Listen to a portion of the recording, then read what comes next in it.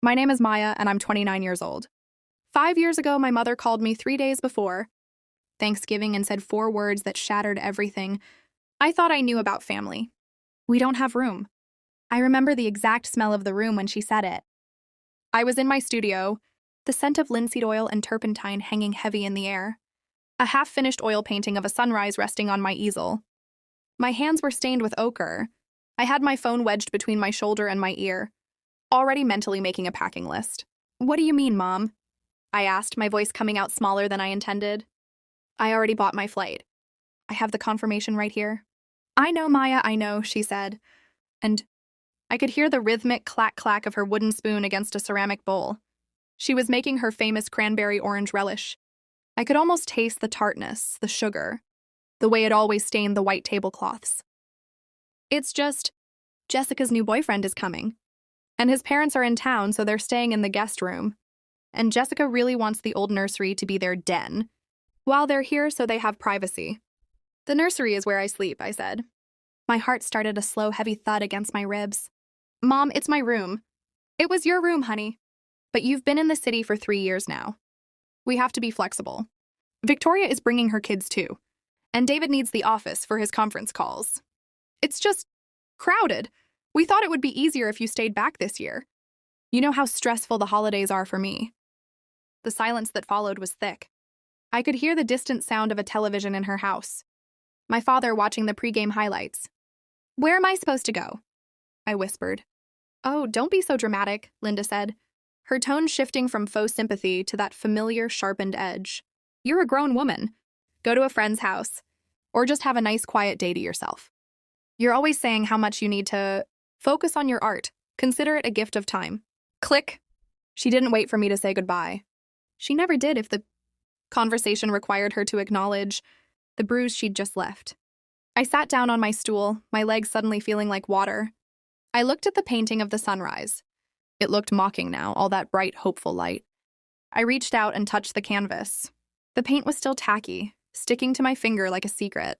I was 24, and I had just been uninvited from Thanksgiving because my sister needed a den for a boyfriend she'd known for 3 months. I didn't cry right away. That's the thing about being the reliable child, the one who doesn't make waves. You learn to swallow the salt before it hits your tongue. I walked over to the sink and began scrubbing the paint off my hands. The water was freezing, stinging the small cuts on my cuticles. Scrub, rinse, repeat. I thought about calling my father. James would be sitting in his recliner, the one with the worn velvet arms. He would have heard the conversation. He always heard. But James lived in the quiet spaces between my mother's moods. To defend me was to invite the storm onto himself, and my father had spent 30 years becoming a master of the umbrella. I checked my bank account. The flight was non-refundable. $280, a week's worth of groceries and art supplies, gone. The radiator in my apartment hissed, a lonely, metallic sound that seemed to echo the emptiness in my chest. I walked to the window. Below, on the streets of Chicago, people were scurrying about with scarves wrapped tight, clutching bags of groceries, looking hurried but purposeful. They were going somewhere. They were expected somewhere. I felt like a ghost in my own life. It wasn't just this phone call. It was the accumulation of 1,000 smaller, roomless moments. It was the way my birthday, dinners were always scheduled on nights that worked for Victoria. It was the way my graduation photos were tucked behind the framed portraits of Jessica's cheerleading trophies. It was the quiet, steady realization that I was a secondary character in my own family's story. I went to my kitchen, a tiny galley with a flickering light, and opened the fridge. A carton of eggs, a half-empty bottle of soy sauce, and a withered bunch of kale. I closed the door and leaned my forehead against the cold plastic. The gift of time. That's what she had called it. I walked back to my studio and picked up a palette knife. I didn't want to paint sunrises anymore. I took a glob of Prussian blue, dark, nearly black, deep as the bottom of the ocean, and smeared it right across the center of the canvas. The physical sensation of the metal scraping the fabric was the only thing that felt real. I thought about the years I had spent trying to fit into the gaps they left for me. I had been the one to stay late and help. Mom cleaned the dishes while Victoria and Jessica went out. I had been the one who remembered James's heart medication schedule when he had his scare. I had been the bridge, the buffer, the peacekeeper. And yet, when the table was full, I was the chair they took away. I picked up my phone again. I wanted to scream. I wanted to call Victoria and tell her how selfish she was. I wanted to tell James I was disappointed in him. But I knew the script. If I got angry, I was difficult. If I cried, I was sensitive. If I stayed silent, I was fine. I was so tired of being fine. I looked at the blue streak on my canvas. It looked like a wound. Or maybe it looked like a beginning. I realized then that they weren't just out of room in the house. They were out of room for me. My presence was a luxury they only afforded themselves when it was convenient. Like a folding chair brought out for a party and tucked back into the dark closet the moment the guests left. I spent the rest of the evening in the dark. I didn't turn on the lamps. I just watched the blue light of the city filter through the blinds, casting stripes across my floor like a cage. I reached for a thick wool sweater, one my grandmother had knitted me before she passed. She was the only one who ever looked at my paintings and saw more than just pretty colors. She used to stroke my hair. And tell me, Maya, you have a wild heart. Don't let them domesticate it. I wrapped the sweater around me, breathing in the faint scent of cedar and old wool. My phone buzzed on the floor. A text from the family group chat. Victoria. OMG, Mom, the centerpiece is gorgeous. Can't wait for Thursday. Jess, did you ask Brian if he likes pecan or pumpkin? Jessica, he likes both. He's so excited to meet everyone. It's going to be the best year yet. Linda, it really is. A full house is a happy house. I deleted the thread. My hands were trembling, not from the cold, but from a sudden, sharp clarity. A full house, I whispered to the empty room. The emptiness didn't feel like a void anymore. It felt like space. For the first time in 29 years, I wasn't being squeezed into a corner. I was just out. But as the darkness settled in, something else settled too. A quiet decision I didn't even fully understand yet. If I wasn't welcome at their table, I would have to find a way to stop being hungry for their crumbs. The decision didn't come all at once. It leaked in through the cracks of the next few days, cold and unforgiving. Growing up, I was the girl who apologized for taking up space. I was the middle child, the buffer between Victoria's sharp-edged ambition and Jessica's demanding sparkle. My role was to be the steady one, the one who didn't need the extra help, the one who didn't have the big problems. Because I was easy, I was ignored. I stood in my studio on Tuesday morning, staring at the blue-smeared canvas. The smell of cold coffee and old dust filled the room. I found myself thinking about the summer I was 12. We were at the lake house. Victoria had just won her first regional swim meet, and the entire weekend was a shrine to her gold medal. My father had bought a massive chocolate cake. I remember standing in the kitchen, my hands tucked into my pockets, watching them laugh. I had won an honorable mention in a statewide drawing contest that same week. I had the certificate in my backpack, crumpled and waiting.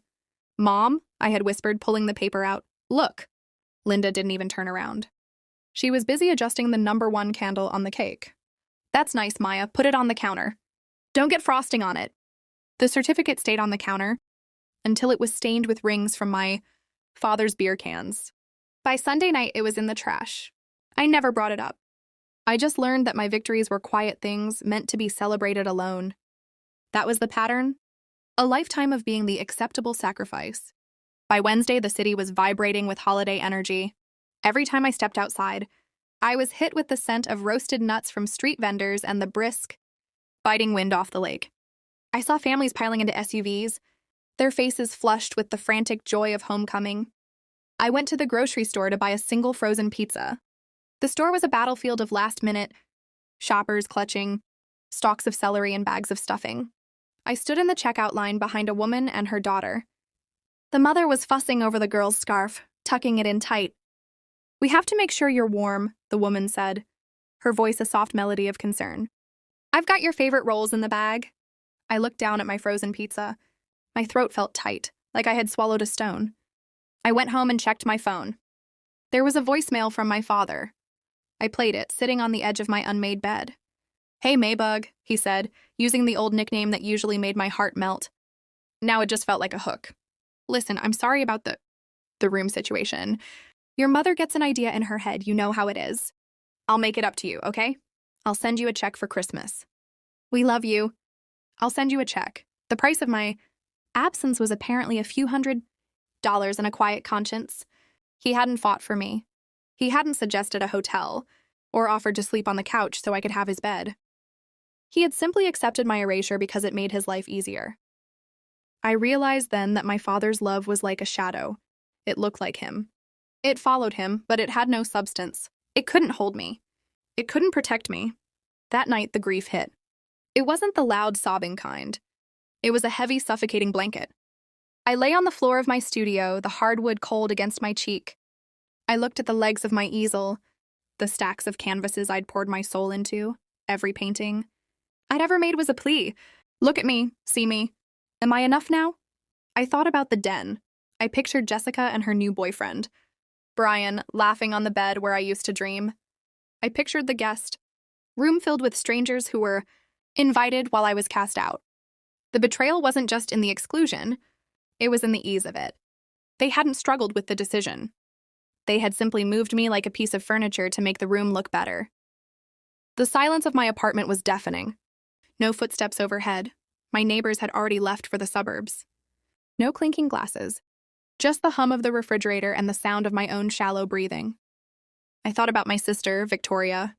She had texted me earlier that day, not to apologize, but to ask if I had the recipe for the sweet potato bake I'd made last year. Victoria, since you're not coming, can you just text me the steps? Mom says yours is the only one James likes. She didn't even ask how I was doing. I was just a resource. A ghost chef for a meal I wasn't allowed to eat. I didn't reply. I watched the 3 little dots appear as she waited for a response, then disappear when I didn't give one. For the first time in my life, I didn't provide what they needed. I stood up, my joints aching. I walked to the bathroom and splashed cold water on my face. My eyes were bloodshot, my skin pale. I looked like someone who had been grieving a death. And in a way, I was grieving the myth of the family I thought I had. I walked to my closet and pulled out a suitcase. Not for a flight, I wasn't going to crawl back to them or beg for a spot on the floor. But I couldn't stay in this silence. The silence was telling me I didn't exist. I sat in my apartment as the sun went down, watching the shadows stretch across my floor. My father had a chance to choose me, and he chose silence instead. I felt a spark of something new then. It wasn't anger, not yet. It was a cold, hard curiosity. If I wasn't who they said I was, the easy one, the sacrifice, the afterthought, then who was I? I packed a small bag, not with clothes, but with my sketchbook, my best charcoals, and a single framed photo of my grandmother. Tomorrow was Thanksgiving, the day of gratitude. I decided right then that I was done being grateful for crumbs. The morning of Thanksgiving arrived with a sky the color of a bruised plum. I woke up to the sound of a distant radiator clanking, a rhythmic, lonely pulse in the walls. Usually on this day, I would be 3 hours into a drive, my car smelling of the rosemary focaccia I'd baked, my heart hammering with the nervous hope that maybe this year I would finally say something that made them lean in.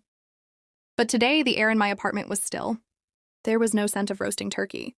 No frantic phone calls from Linda asking where the extra folding chairs were. The silence was a weight. I tried to stay in bed, but the sheets felt like sandpaper against my skin. Every time I closed my eyes, I saw the family group chat, the photos of the den, the pictures of the appetizers I wasn't there to taste. I could almost hear the clinking of glasses, the sound of my father's deep laugh, and the inevitable moment when someone would ask, "Where's Maya?" Only for my mother to wave a hand and say, "Oh," she wanted the time to work on her little paintings. By 2 p.m., the walls of my studio began to close in. The blue-streaked canvas sat on the easel like an accusation. I couldn't be here.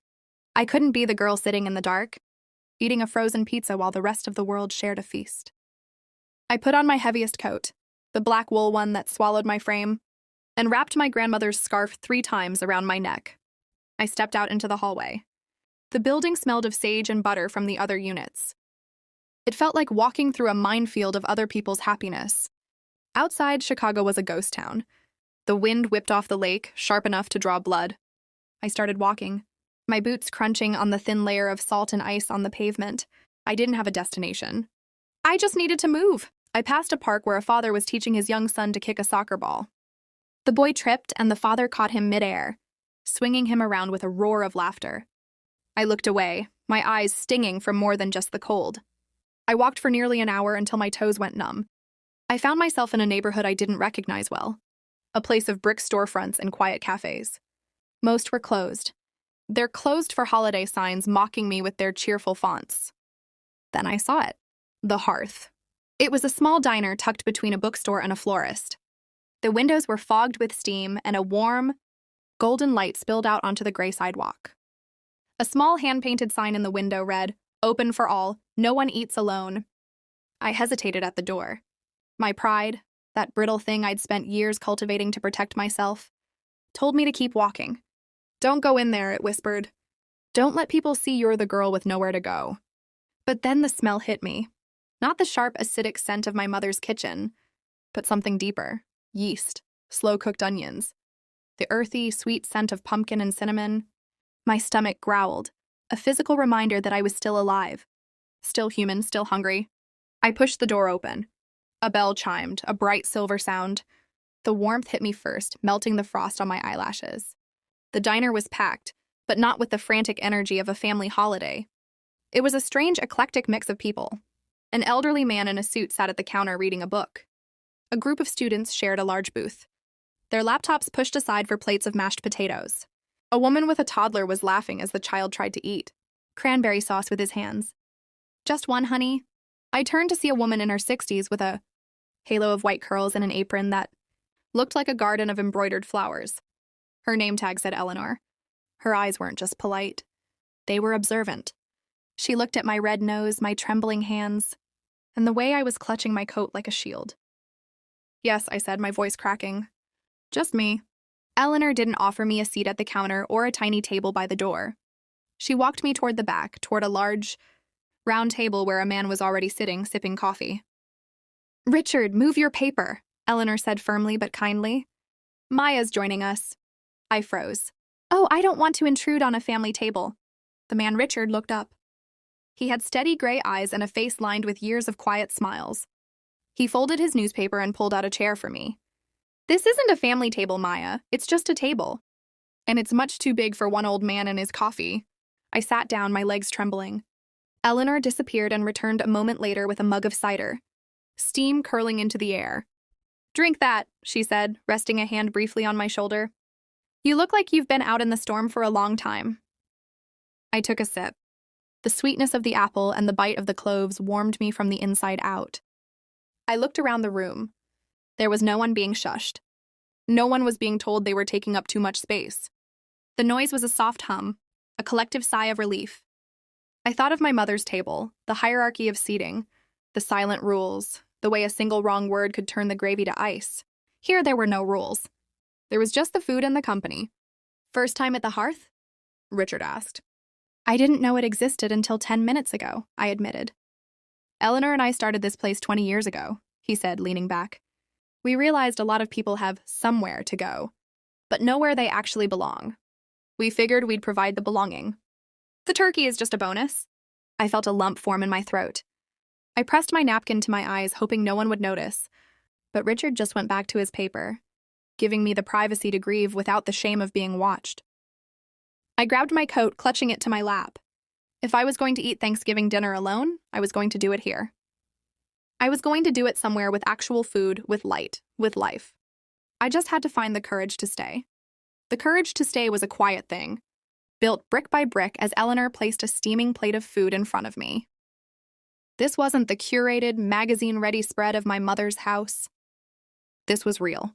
Thick slices of turkey glistening under herb-flecked gravy, a mountain of mashed potatoes with a crater of melting butter, and stuffing that smelled so much like sage and comfort that I felt my eyes prickle again. "Eat," Eleanor said, her voice like a warm blanket. "And don't you dare think about the bill. Today, the only currency we accept is a cleared plate and a bit of conversation." Picked up my fork, my hand still shaking slightly. For the first time in years, I wasn't scanning the room for landmines. I wasn't waiting for Victoria to make a backhanded comment about my career or for Linda to sigh at the way I was holding my napkin. I was just Maya, a woman in a black wool coat, sitting at a table in Chicago at Oxbar and Hearth, being fed by strangers. Richard, the man across from me, didn't pry. He spoke about the neighborhood, how it had changed from factories to lofts, and how the light hit the brick buildings in October. He spoke like he was describing a painting, and for the first time in a long time, I found myself talking back. I told him about my studio, about the way Prussian blue feels like the deep ocean, and how sometimes a canvas can feel like a cage. He listened. Truly listened. He didn't interrupt to talk about his own day or pivot the conversation back to something more practical. "You're an artist," he said, nodding slowly. "That's a heavy mantle to carry. People think it's about making things pretty, but it's actually about making things seen, including yourself." I stopped chewing, making things seen, as the afternoon light faded into a deep, wintry indigo. Outside the windows of the diner, the atmosphere shifted. Eleanor began bringing out pies, pumpkin, pecan, and a deep dish apple that filled the room with the scent of caramelized sugar. The students in the corner booth started a low-key sing-along to a song on the radio, and the woman with the toddler finally got him to sleep in her arms. "We don't just do this for the holidays," Eleanor said, sliding into the chair next to me with her own cup of tea. "Richard and we lost our daughter 10 years ago. She was a lot like you, had that same where do I fit look in her eyes. We realized after she passed that there's a whole world of people wandering around looking for a place to put their bags down. We decided our front door would be that place." The honesty of it hit me like a physical blow. They weren't being charitable. They were building a world they wanted to live in. A world where the acceptable sacrifice didn't exist because everyone was the guest of honor. I looked at Eleanor, really looked at her. Her face was a map of grief and resilience. She hadn't let her loss make her hard. She had let it make her wide. "I was uninvited from my family's dinner 3 days ago," I whispered, the truth finally tumbling out. I hadn't even said it out loud to myself until that moment. They didn't have room for me. Eleanor reached across the table and took my hand. Her palm was calloused and warm. "Oh, honey. They didn't run out of room. They ran out of vision. They couldn't see what they had right in front of them." She squeezed my hand, and for the first time since that phone call, the hollow space in my chest didn't feel so empty. It felt like it was being filled with something new, something solid.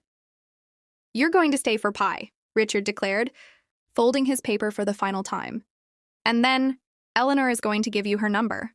Because we have a Sunday brunch here that's legendary. And I think you'd look quite good sitting in that corner booth with a sketchbook."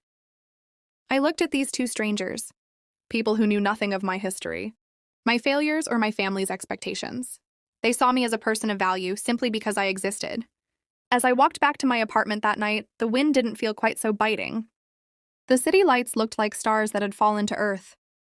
I realized that while my biological family was busy playing house in a den that used to be mine, I had found something they would never understand. I had found the beginning of a choice. I sat at my desk that night and didn't look at the blue-streaked canvas. I looked at the blank page of my sketchbook. I drew Eleanor's hands, strong, weathered, and open. Underneath, I wrote, "The family you are born into is a starting point.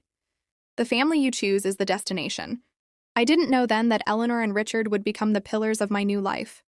I didn't know that the Hearth would become my second home. I just knew that for the first time in 29 years, I wasn't waiting for a phone call to tell me if I was wanted. I was already home. The weeks that followed Thanksgiving were a blur of transformation, a slow thawing of a heart that had been frozen for decades. I didn't call my mother. I didn't reply to the "Did you get the check?" text from my father. Instead, I spent my Sundays at the corner booth of the Hearth. At first, I felt like a stray cat waiting for someone to shoo me away. I would sit with my sketchbook, nursing a single coffee for hours, my eyes darting toward the door every time the bell chimed. But Eleanor would just breeze by and refill my mug without asking, often dropping a warm cinnamon roll or a slice of savory quiche on the table. "Get some color in those cheeks, Maya," she'd say, her hand briefly grazing my shoulder. "An artist can't work on an empty stomach." Slowly, the Sunday brunch became the anchor of my week. I met the regulars, the students who were studying for the bar exam, the jazz musicians who came in smelling of late nights and tobacco, and the young couple who always shared a single plate of pancakes. I wasn't the buffer here. I wasn't the secondary character. I was Maya, the artist who drew the life of the diner. One snowy afternoon in mid-December, Richard sat down across from me. He was wearing a thick flannel shirt and holding a small wooden box. "Eleanor says you've been looking at that blank wall near the kitchen," he said, his gray eyes twinkling. "It has good light," I admitted, feeling a flush of heat rise to my neck. "I keep imagining a triptych there. Something about the city in the rain, but with the warmth of the diner reflected in the puddles. Richard pushed the wooden box toward me. Inside were professional-grade oils, the expensive kind. I usually only stared at in the art supply store. "The wall is yours," he said simply. "Consider it a commission. Payment is the supplies and the knowledge that your work is finally where it belongs, in a place that loves it." I looked from the paints to Richard. "I don't know what to say." "Say you'll have dinner with us tonight," Eleanor said, appearing from the kitchen and wiping her hands on her apron. "Real dinner, upstairs, no customers, just us." Upstairs was a world I hadn't expected. While the diner was all chrome and bustling energy, their apartment was a sanctuary of books, worn leather chairs, and the scent of dried lavender. It was lived in. It was safe.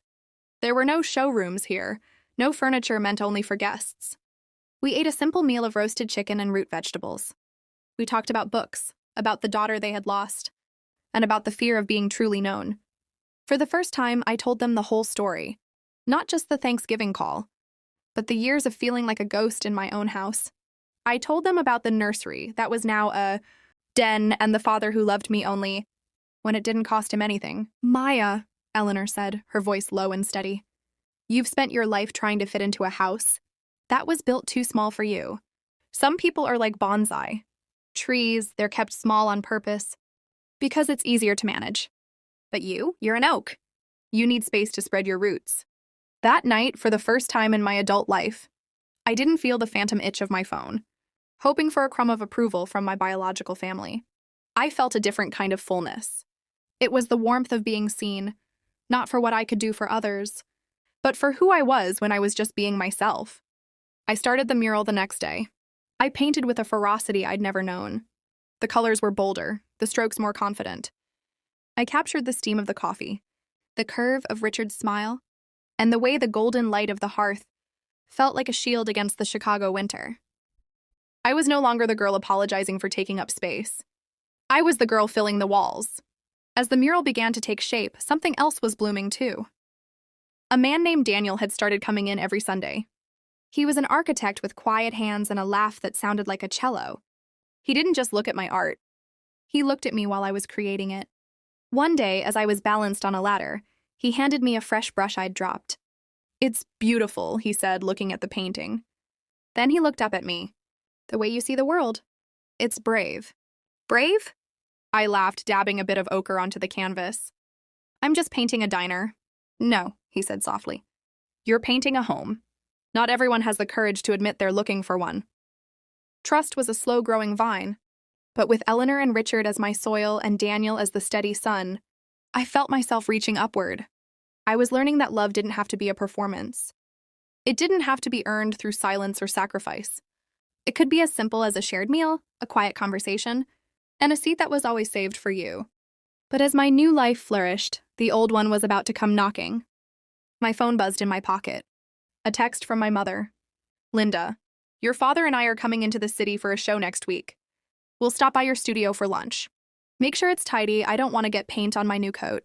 I looked at the text, then at the mural, and then at Eleanor, who was laughing with a customer across the room. I didn't feel the usual panic. I didn't feel the need to scrub the floors or hide my true self. I felt a quiet, cold strength. I didn't reply to my mother's text. For the first time, I let her words sit in the digital ether, unanswered and unvalidated. Instead, I turned back to the mural. I was painting the way the light catches the condensation. On a window, a moment of transition, of being between two worlds. As the weeks turned into months, my life at the hearth became my reality, and the real world of my family felt more like a distant, faded photograph. Daniel became a permanent fixture in that reality. Our first date wasn't a fancy dinner. It was a walk through the snowy botanical gardens, followed by hot chocolates at a dive bar where the jukebox only played jazz. He didn't care that I was a starving artist. In fact, he saw the hunger in my work as a strength. "You don't settle for the surface." "Maya," he said one evening as we walked back to my studio. The air smelled of wood smoke and impending snow. "Most people spend their lives trying to look like they have it all together. You're okay with the messy parts. That's why your art breathes." He took my hand, his thumb tracing the calluses from my brushes. It was a choice. Every time he showed up, every time he asked about my day and actually waited for the answer, he was choosing me. Not because I was convenient, but because I was his destination. By the time spring began to crack through the Chicago ice, the mural was finished. We had a small unveiling party at the diner. Eleanor had made miniature crab cakes and lemon tarts, and Richard had broken out a bottle of surprisingly good champagne. I stood in the center of the room, surrounded by the strangers who had become my heartbeat. Daniel stood beside me, his hand resting firmly on the small of my back. "To Maya," Richard said, raising his glass. The light from the street lamps outside caught the silver in his hair, who reminded us that even the most ordinary corners can be sacred if you look at them with enough love. I felt a warmth spread through me that had nothing to do with the champagne. I looked at the wall. I had painted Eleanor and Richard into the corner of the mural, not as owners, but as guardians. They looked back at me from the paint with the same steady gaze they gave me every Sunday. Then the bell chimed. The room went quiet as the cold draft pulled in. Standing in the doorway was Victoria. She was wearing a trench coat that probably cost more than my monthly rent, and she was looking around the diner with an expression of thinly veiled distaste. "Maya?" she called out, her voice cutting through the warmth of the room like a blade. I stepped forward, Daniel's hand dropping, but his presence remaining a solid weight behind me. "Victoria, what are you doing here? Mom said you weren't answering your phone. She thought you might be, well, depressed or something. After the holidays." She finally looked at the mural, her eyes skipping over the detail and landing on the size. "Is this what you've been doing? Painting a cafe?" I didn't flinch. I didn't apologize. I didn't try to explain the sacredness of the space. It's a diner, Victoria. And yes, this is what I've been doing. I've been building a life. Victoria walked closer, her heels clicking on the checkered floor. She looked at Eleanor, who was watching her with a calm, discerning expression. Then she looked at Daniel. "And who are you?" she asked, her tone implying he was part of the furniture. "I'm Daniel," he said, his voice steady and devoid of the deference she usually demanded. "I'm the man who loves your sister." Victoria blinked. The golden child wasn't used to people speaking to her without a script. She turned back to me, her face tightening. "Look, Mom and Dad are at the hotel. They expect you for dinner at 8. Dad even brought that check he promised.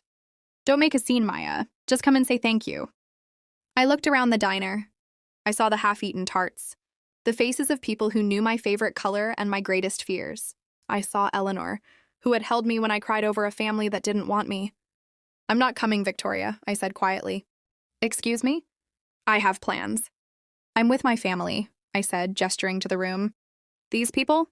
Victoria laughed, a sharp, brittle sound. "Maya, don't be pathetic. This is a business. They're customers. We're blood." "Blood is just biology, Victoria," I said. And for the first time, the words didn't feel like a rebellion. They felt like a fact. Family is the people who make room for you. And tonight, there's no room for the version of me you want to see. Victoria stared at me, her mouth opening and closing like a fish out of water. She looked for a moment like she might scream, but then she saw the wall. She saw the love I'd poured into the image of this place. A love she'd never seen me give to our mother's house. She turned and walked out without another word. The bell chimed again, a final silver note. The room stayed silent for a heartbeat. Then Richard cleared his throat. "Well," he said, "I believe there's still some lemon tart left.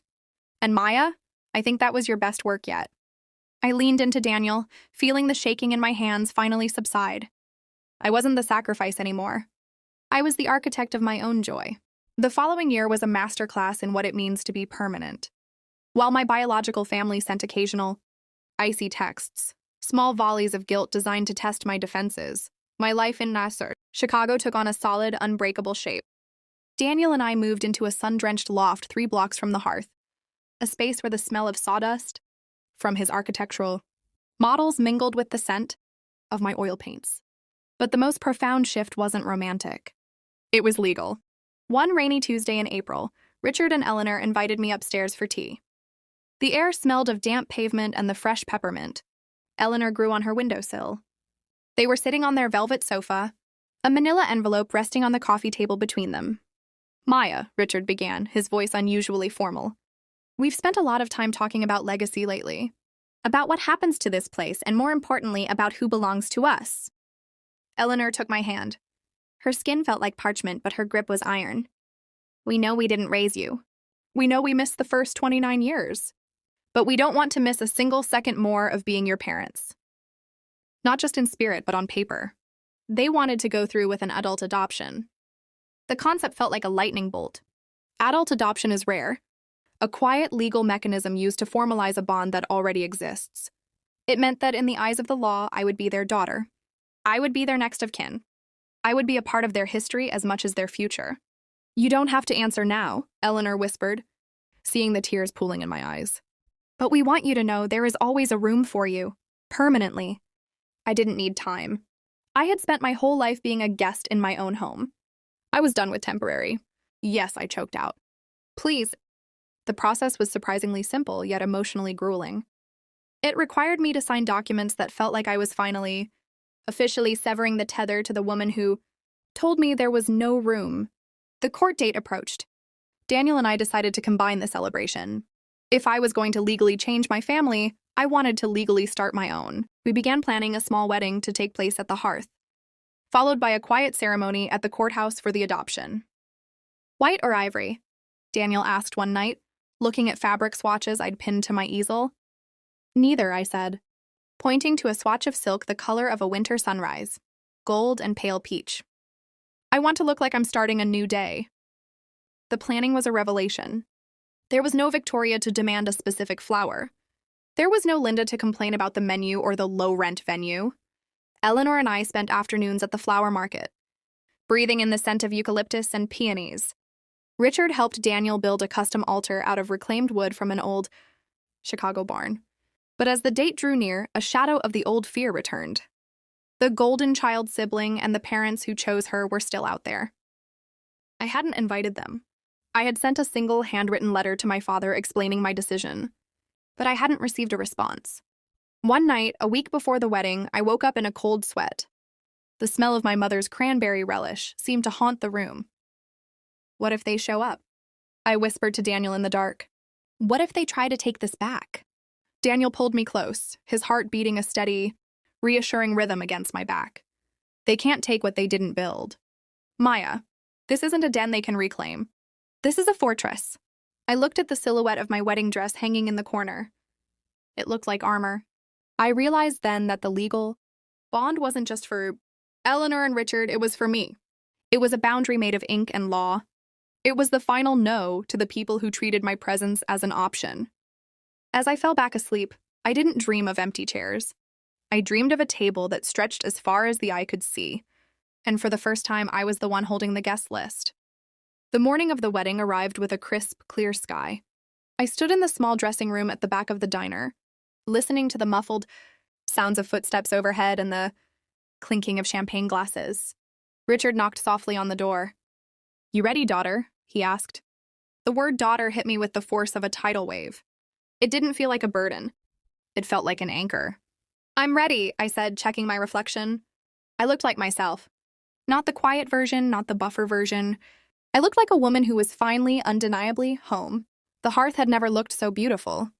The space was transformed with hundreds of flickering candles and the wild, sweet scent of peonies and eucalyptus.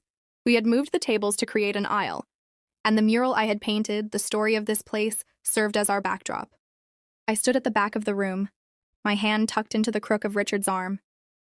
He was wearing a dark charcoal suit, looking every bit the father I had waited a lifetime to find. "Steady now," he whispered, his voice thick with emotion. "You aren't walking toward a cliff, Maya. You're walking toward your life." The music began, a soft acoustic cello melody that Daniel had chosen. As the doors opened, I saw the faces of the people who truly knew me. The regulars from the diner, my friends from the art community, and Eleanor, standing at the front in a navy lace dress, her eyes already wet with tears. And there was Daniel standing by the reclaimed wood altar, his face open and filled with a love so fierce it made my breath hitch. We were halfway down the aisle when the heavy front door of the diner swung open with a violent metallic crash. The music faltered. The air in the room seemed to plummet 40 degrees. Standing in the doorway, framed by the bright Chicago afternoon, were Linda, James, and Victoria. They looked like they had stepped out of a different world, polished, expensive, and utterly out of place. Linda's face was twisted in a mask of wounded outrage, her pearls glowing white against her black coat. "What is this?" Linda's voice shrilled through the silence. Maya, stop this nonsense right now. I felt Richard's arm stiffen, but I didn't hide behind him. I stopped walking, but I didn't shrink. I stood my ground in my sunrise-colored silk. The scent of the candles suddenly sharp in my lungs. You aren't on the guest list, Mom, I said, my voice remarkably calm. It wasn't the shaking whisper of the girl in the studio. It was the voice of a woman who knew exactly where she stood. Victoria stepped forward, her eyes scanning the low-rent decorations with a sneer. A wedding in a kitchen? Really, Maya? And what is this we heard about an adoption? Have you completely lost your mind? You're a member of our family. No, I said, and the word felt like a mountain moving. I was a member of your household. I was a convenience for your holidays. I was the person you used to fill the gaps when you had no room for anything else. But I was never part of your family. Because family doesn't exile its own when a guest needs a den. James, my father, stepped into the light. He looked older, smaller. His eyes were darting around the room, avoiding mine. Maya, honey, your mother is just upset. We came to bring you home. We have your room ready. We cleared it out. Brian and Jessica moved out months ago. It's too late, James, I said, using his name for the first time. The bridge didn't just burn. It evaporated. You cleared the room when the house was empty. Eleanor and Richard made room when the house was full. They didn't wait for it to be convenient to love me. Linda marched toward the altar, her finger pointing at the legal documents sitting near the officiant. I am your mother. You cannot just replace me with some waitress. Eleanor stepped forward then. She didn't raise her voice. She didn't have to. She simply stood between Linda and the altar, her presence as immovable as the brick walls of the diner. I didn't replace you, Linda, Eleanor said softly. You left a vacancy? I just answered the ad. The room was deathly silent. I looked at my biological parents, the people whose approval I had bled for, whose silence had nearly broken me. For the first time, they didn't look powerful. They looked small. They looked like people who had realized, too late, that they had thrown away a diamond because they didn't like the way it caught the light. You need to leave, I said, looking directly at Victoria. This is a private event, for family only. You'll regret this, Victoria hissed, her face flushed with the embarrassment of not being the center of attention. When you're alone, and you realize these people don't actually care about you. I'm never alone, I interrupted. Not anymore. Richard signaled to two of the jazz musicians, large men who had become like brothers to me. They stepped forward with a quiet, firm grace. Without a word, they guided my biological family back toward the door. Linda tried to scream one last thing, something about disrespect and inheritance, but the door closed, cutting her off mid-sentence. The chime of the bell felt like a final period at the end of a long, painful sentence. I took a deep breath. The smell of the peonies rushed back in. I looked at Daniel, who was watching me with an expression of pure, unadulterated pride. Where were we? I asked. The cellist began to play again, a deeper, more resonant chord. I walked the rest of the way down the aisle, not as a girl running away from a wound, but as a woman walking toward her throne. We signed the marriage license. And then with Richard and Eleanor, we signed the adoption papers. As the ink dried, I felt a physical weight lift off my shoulders, a weight I hadn't even known I was carrying. The balance of power hadn't just shifted. The old world had simply ceased to exist. I was Maya, daughter of Eleanor and Richard, wife of Daniel, and for the first time in my life, I was exactly where I was meant to be. The weeks following the wedding were the quietest of my life. It was a silence that didn't feel like a void, but like a fresh snowfall, clean, soft, and full of possibility. The confrontation at the diner had been the final storm, and in its wake, the air was perfectly still. I sat in my new studio, the sun streaming through the tall industrial windows of the loft. On my desk sat 3 letters. They were from my biological family, one from Linda, one from James, and a short, jagged note from Victoria. They had arrived a week after the wedding, forwarded from my old apartment. I didn't open them for days. I just let them sit there, the paper white and harmless against the dark wood. I spent those days painting not the diner, but the people inside it. I painted Richard's hands as he held the adoption papers. I painted the way Daniel looks when he's focused on a blueprint, his brow furrowed in a way that makes me want to kiss the lines away. Finally, on a rainy Tuesday, I picked up the first letter. Linda's was 12 pages of justification. She spoke of her sacrifices, of how hard it was to raise 3 girls, and how I had humiliated, Her in front of common people. There was no apology. There was only the demand that I fix the reputation she felt I had damaged. James's was shorter. He had enclosed a check, the same one he'd promised months ago, and a note that said, "I hope you're happy, Maybug. Your mother is very upset. Just call her." Victoria's was a single line. "Don't expect to be in the will." I looked at the check. The paper felt heavy like lead. It was the physical manifestation of how they viewed our relationship. A debt to be settled, a silence to be bought. I thought about the girl I used to be, the one who would have cried over these letters, who would have picked up the phone and apologized for being difficult, just to keep the peace. But that girl didn't live here anymore. I took the check and the letters to the small, cast-iron stove we used for heat in the winter. I watched the flames lick the edges of Linda's justifications. I watched Victoria's bitterness curl into ash. And finally, I dropped the check into the center of the fire. The money didn't matter. You can't buy back the room you refuse to give. As I watched the last of the embers die out, Daniel walked into the room. He smelled of rain and coffee. He didn't ask what I was doing. He just saw the empty space on the desk where the letters had been and pulled me into his arms. "I'm okay," I whispered into his chest. "I'm finally just okay." That summer, life moved in a beautiful, steady rhythm. I officially changed my last name to theirs. I was no longer a ghost in the family tree. I was a root. Richard and Eleanor started taking one Monday a month off, leaving the diner to their trusted staff, so we could spend the day at the lake. We would sit on the pier, the water lapping against the wood, and talk about everything and nothing. One afternoon, as Eleanor was teaching me how to knit, her hands moving with a grace, I still envied. I felt a strange, fluttering sensation in my stomach. It wasn't the nerves of the past. It was something different. I looked at Eleanor, and she must have seen it in my eyes. That sudden, terrifying, wonderful realization. She set her needles down and reached for my hand. "Maya?" she asked, her voice a soft, hopeful melody. I think," I started, a tear slipping down my cheek. "I think the house is about to get a little more crowded. But this time we have plenty of room." We didn't tell anyone else for a few weeks. We kept it as our secret, a tiny, growing life that would never know what it felt like to be an acceptable sacrifice. This child would grow up in the scent of sourdough and oil paint. They would know Richard's stories and Eleanor's hugs.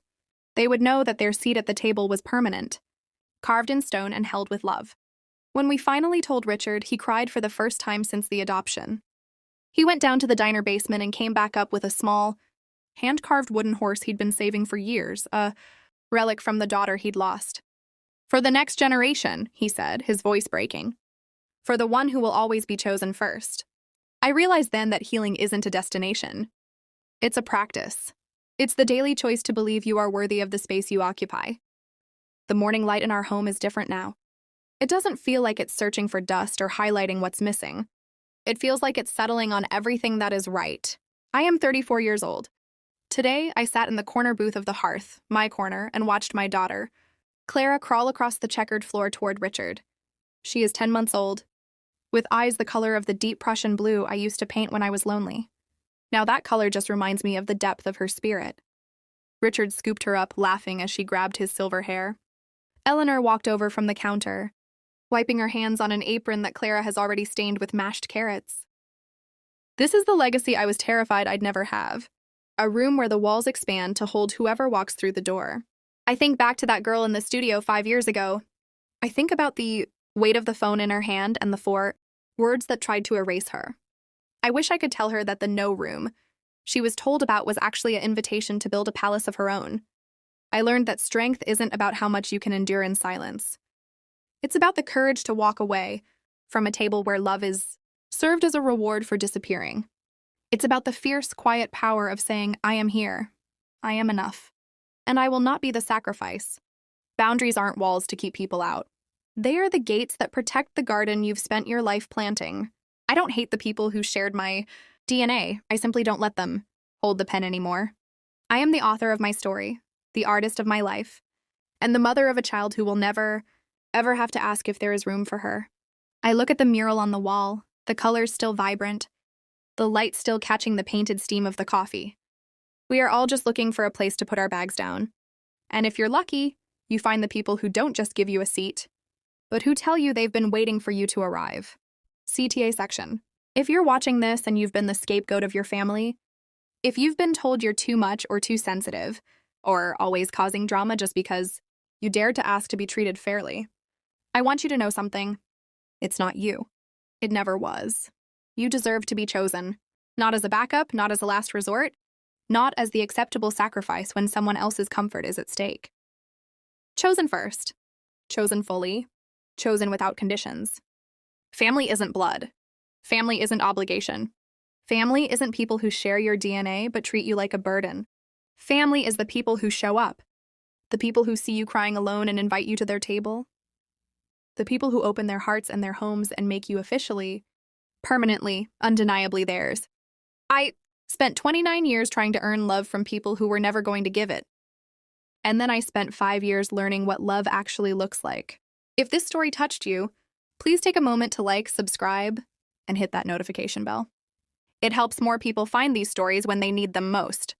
I want to hear from you. Have you ever had to set boundaries with your own family?